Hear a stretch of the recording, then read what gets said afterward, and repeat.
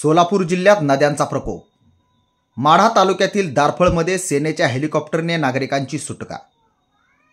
नमस्कार, आपण पाहत आहात क्रांतिपत्र न्यूज। सोलापूर जिल्ह्यात पावसाचे थैमान सुरूच असून भोगावती नदीतून सीना नदीत अतिरिक्त पाणी सोडल्याने तसेच सीना कोळेगाव प्रकल्पातील विसर्गामुळे माढा तालुक्यातील बहुतांश भाग पाण्याखाली आहे। प्रशासन नागरिकांच्या सोयीसाठी कार्यरत असून माढा तालुक्यातील सकल भागाला पुराचा मोठ्या प्रमाणात फटका बसलाय। माढा तालुक्यातील दारफळ गावाला सीना नदीच्या पाण्याने वेढा दिला असून पुराच्या पाण्यात अडकलेल्या नागरिकांची सुटका करण्यासाठी भारतीय सेना व NDRF आता मैदानात उतरले आहे।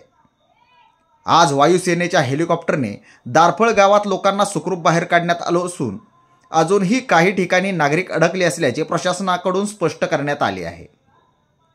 अडकलेल्या नागरिकांची सुटका करण्यासाठी भारतीय सेनेचे ऑपरेशन सुरू असून सोलापूर जिल्ह्यातील पूर परिस्थिती लक्षात घेता जिल्हाधिकारी सोलापूर कुमार विश्वास यांनी आज सोलापूर जिल्ह्यातील 6 तालुक्यांमध्ये सुट्टी जाहीर केली होती। पूर परिस्थितीवर आपत्ती व्यवस्थापन कक्ष स्थापन करण्यात आला असून नागरिकांना सुखरूप सुरक्षित ठिकाणी हलवणे हे प्राथमिकदृष्ट्या महत्त्वाचे असल्याचे प्रशासनाने म्हटले आहे। क्रांतिपत्र न्यूजसाठी मी जावेद खान मुलानी, धन्यवाद।